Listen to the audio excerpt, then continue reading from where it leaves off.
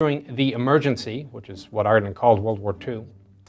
Note the Rolls-Royce armoured car next to a bloke wearing what looks like a German helmet. It was a 1927 Vickers design.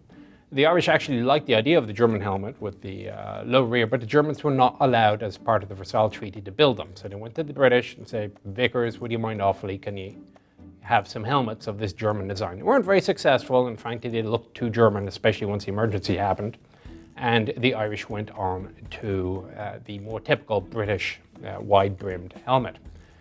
The rifle the guy is carrying is a Lee Enfield number 2. The vehicles were 55 to 60 miles an hour in service, very fast. They had an 80 horsepower engine, and they were very reliable, very quiet, known as whippets locally because of their quiet speed. Now, the first tank that they got was a Vickers Mark D. Very closely related to the Vickers Mark C you may have seen in the background to the Japanese tank tree, because the Japanese bought the Mark C. Only one Mark D was built. The Irish took it. And it was basically derived from the medium Mark II, which you may be familiar with from the game, except they revised the layout. They've now put the engine at the back. They've improved the suspension, improved the mud chutes, and they used a 6-pounder for high explosive purposes as opposed to the more high velocity 3-pounder that the British were using. Also had 4 Vickers machine guns. A 170 horsepower engine came in at almost 12 ton and would do 20 miles an hour. It was tested in the UK by Ireland's tank expert, Lieutenant Sean Collins Powell.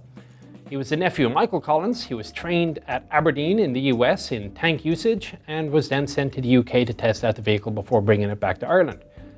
The vehicle was out of service by 1937 and was scrapped 3 years later. Then we move on to the Landsverk L60. And one of the odd things about the Irish military is they seem to always name their equipment after the manufacturer, not after the model number. So you will know this as the Landsverk tank, not the L60. 2 of them were required, number 601 and number L602. Landsverk 60, number 1, number 2.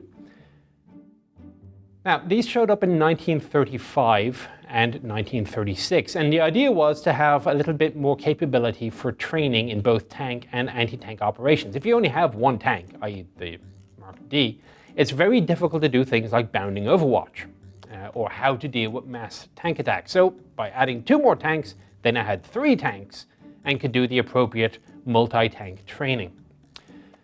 They would have a little towed trailer that if they had to be transported around the country, you'd run this thing up onto the tow trailer and tow it behind a truck, and that kept the wear and tear down both on the vehicle and on the roads. However, they were off the road by 1953 simply because they couldn't find spare parts for them anymore, and they were officially declared useless in 1968 because they ran out of ammunition for the Madston 20mm and the Madston 303. 15 millimeters of armor, 30 miles an hour, 7.5 ton. It was actually a very good vehicle. I've had the pleasure of clambering around one in Sweden, and it is surprisingly roomy inside considering how small it is. They do both still survive. 601 is now in Collins Barracks Museum in Dublin. Collins Barracks, incidentally, was the longest occupied barracks in the world, from 1702 to about 2003, give or take, somewhere around there. Nearly 300 years. And L602 is a runner, so she is still part of the cavalry collection in the Curragh. And again, Curragh lads, if you are interested, we'll happy come and see you. So your next armoured car, there's many armoured cars in this list. The Leyland Terrier TE2. Early 1930s, the Peerlesses are getting on a little bit in age, and the solution was to take the body of the Peerless armoured car and plonk it onto a modern 406 chassis.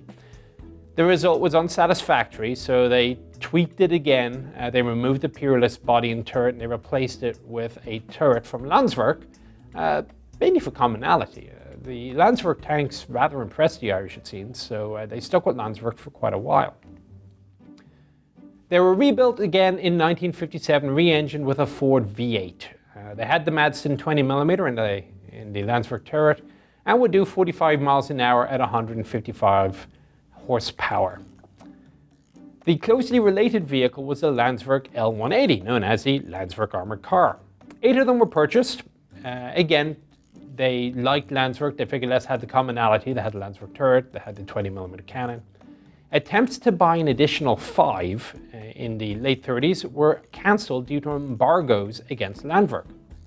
Landwerk was basically a shell for the Germans. Since the Germans officially were not allowed to have their own armaments industry of that nature, they basically went to Sweden and gave them lots of money and designs, and they did their development work there in effect.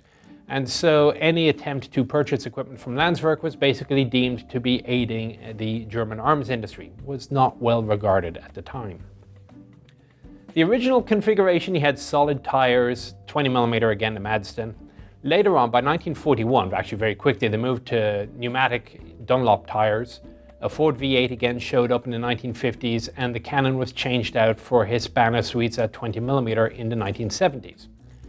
They got the 20mm from the Vampire fighter jets that were going out of service. There's a lot of recycling in the Irish system. Originally, the top speed was 50 miles an hour from the 160 horsepower engine. Later on, with the new tires, it went up to 60 miles an hour. In terms of general appearance, they were very similar to the Leylands, but they had a higher rear for the rear-facing driver. So this is one of those earlier armoured cars that had drivers going forwards and reverse to get yourself out of trouble about as quickly as you got into trouble in the first place. And this design philosophy kept on. You'll see it in the armoured cars that Germany produced, the heavy 8 Rads and some of the 6 Rads in World War II period. The French, after the war, kept it up. You'll see it on the Panhard EBR, for example.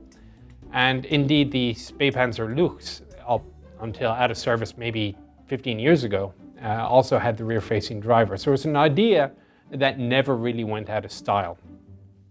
They went out of service, this 1939 vehicle, in 1982. And there are still a couple of survivors scattered around. All right, so now we're moving on to some of the more operational vehicles. This is the Ford Mark V or the Ford Mark VI. And you start off with a Fordson E88T truck, a very basic civilian truck.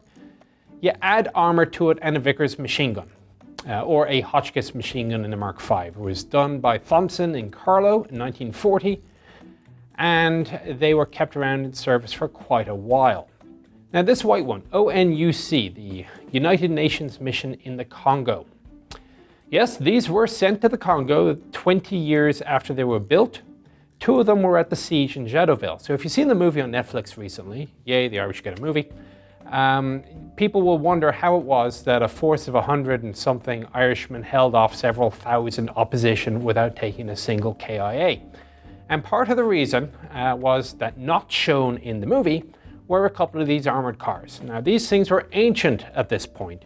However, they were armoured cars with Vickers machine guns. And if you're not doing very much maneuvering, and if the opposition doesn't have any armour of its own, you have a very decided advantage. So these things were very critical in the siege, and they didn't get any attention, shall we say. They were very reliable, at least on the roads, not so much off the roads. And they were gone by the 1970s. Now, the Congo was that wake-up call that I mentioned earlier, that perhaps the Irish military needed to advance on in years from the World War II equipment and training that it had. When it went off, they were equipped with thick wool uniforms and Lee Enfield rifles.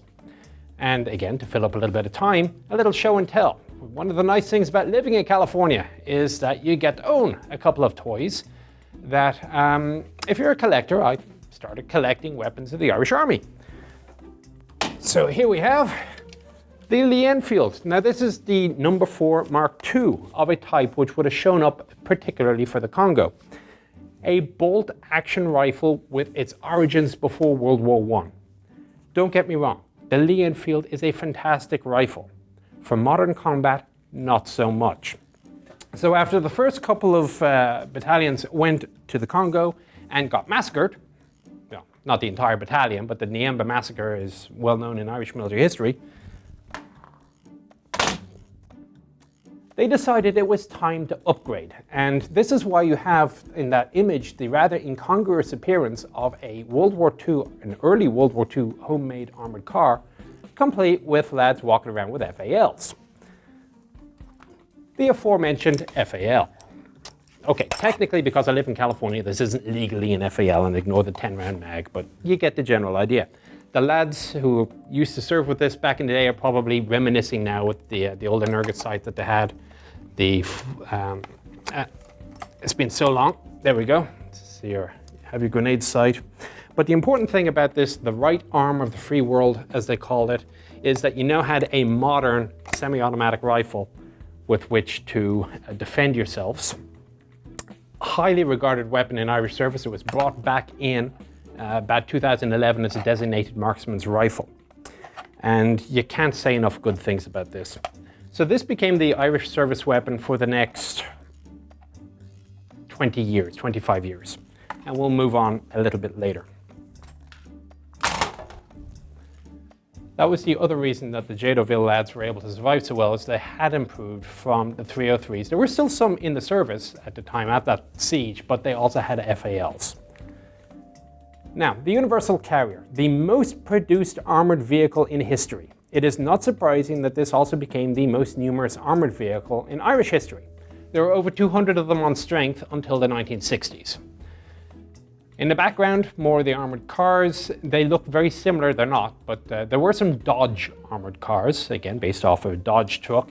It's proving all but impossible to find photographs of these things, so use your own imagination. Something that looks a lot like that in an old Dodge armoured car, good luck.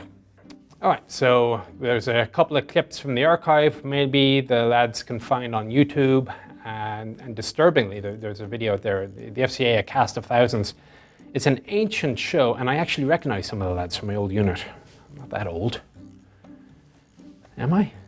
Anyway. The Churchill Mark VI. Okay, now we're getting into proper tanks. 4 of them were leased from the British after World War II, in 1948 or so. They were purchased after 5 years, not least because the British didn't want them back. They were, frankly, a little bit obsolete. The addition of the Churchill gave a couple of problems to the Irish military. The first problem they had was how to get them around the country, because they were big, heavy, slow things. So they purchased a Diamond T tank transporter. A Diamond T tank transporter. And there were a couple of problems with recovery as well. So for example, one of them broke down in the 1960s at Glen Evermal, which is the Army's firing range. It was so heavy that nobody could pull the tank back to get repaired. They couldn't fix it either. So what they did was they dismounted the gun. They brought the gun back to the barracks. And from then on, whenever they wanted to do some targets practice, they didn't bother trying to drag a tank from A to B. They just brought the gun to the tank, fired off the target practice, and took the gun home again. Eventually they gave up. They buried it in 1967. It wasn't worth keeping a guard, I guess. And it stayed buried until 2002, when they finally dug the thing out and then gave it as a gift to a museum up in Northern Ireland. Now, they were used in Irish doctrine for infantry support only, for a couple of reasons. Firstly, there were only 4 of them, so you couldn't really do any great maneuvers. And the other problem, of course, it's a Churchill. It's inherently not very fast. Now, after a while, obviously, finding spare parts for these things became to be a bit of a problem. And the motors that were in it were never the best in the world anyway, so they decided to have a look at upgrading them. So, the Irish Air Force were getting rid of their Seafires. And somebody had the great idea of taking the Merlin engine out of the Seafire and sticking it into the Churchill. By all accounts, it actually worked, but it was considered more reasonable just to stop use of the Churchill entirely, not least because they'd run out of ammo. So that idea, although it was an interesting idea, and I'm not sure if a Merlin would really have worked compared to the Meteor, but it was cheap, it was available, and it was powerful, so why not? However, the Churchills went out of service shortly thereafter. The Beaverette, we got a couple of those things, and the original Beaverette came with a turret, as this one in the RAF colours has it. And it's basically a regular car that they stuck an armoured body on and a couple of planks of wood.